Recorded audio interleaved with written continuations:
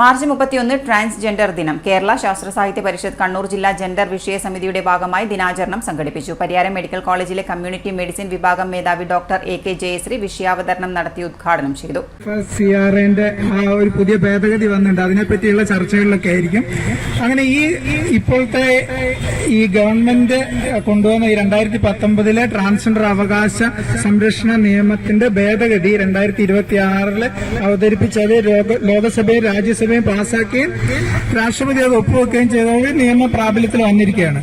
അതിനുശേഷം ഇതുവരെ Indian parliament പാസാക്കിയ ട്രാൻസ്ജെൻഡർ വ്യക്തികളുടെ അവകാശ സംരക്ഷണ ഭേദഗതി ബിൽ 2026 പിൻവലിക്കുക എന്ന ആവശ്യം ഉന്നയിച്ചുകൊണ്ടാണ് പരിയാരം മെഡിക്കൽ കോളേജിലെ കമ്മ്യൂണിറ്റി മെഡിസിൻ വിഭാഗം മേധാവി ഡോക്ടർ എ.കെ. ജയശ്രീ വിഷയാവതരണം നടത്തി പരിപാടി ഉദ്ഘാടനം ചെയ്തത്. കണ്ണൂർ ജില്ലാ ജെൻഡർ ചെയർപേഴ്സൺ വിലാസിനി ടീച്ചർ അധ്യക്ഷത വഹിച്ചു. ട്രാൻസ്ജെൻഡർ ആക്ടിവിസ്റ്റും CYDA കേരള റീജിയണൽ പ്രോഗ്രാം എക്സിക്യൂട്ടീവുമായ സന്ധ്യ ജിജോ മുഖ്യാതിഥിയായി പങ്കെടുത്തു. ട്രാൻസ്ജെൻഡർ ഭേദഗതി ബില്ല് സമൂഹത്തിലുണ്ടാക്കുന്ന ഭവിഷ്യത്തുകളെക്കുറിച്ച് വിശദീകരിച്ച് സംസാരിച്ചു. നമുക്ക് ട്രാൻസ്ജെൻഡർ ഐഡന്റിറ്റി സ്ഥാപിച്ചു തരുന്നത് എന്നാണ് ഈ ഭേദഗതി പറയുന്നത്.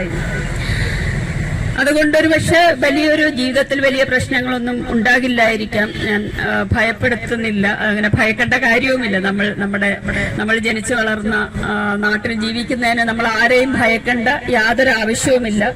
നമ്മൾ എങ്ങനെയാണോ ഇതുവരെ ജീവിച്ചിരുന്നത് അതുപോലെ തന്നെ നമുക്ക് ജീവിച്ചുകൊണ്ട് പോകാൻ പറ്റും. കേരള ശാസ്ത്ര സാഹിത്യ പരിഷത്തിന്റെ സംസ്ഥാന നിർവാഹക സമിതി അംഗം P.P. ബാബു മാസ്റ്റർ, മുതിർന്ന പ്രവർത്തകൻ C.P. ഹരീന്ദ്രൻ മാസ്റ്റർ എന്നിവർ ആശംസകൾ അർപ്പിച്ച് സംസാരിച്ചു. ജില്ലാ ജെൻഡർ കൺവീനർ വനജ P. സ്വാഗതവും കമല സുധാകരൻ നന്ദിയും രേഖപ്പെടുത്തി. City news Kannur.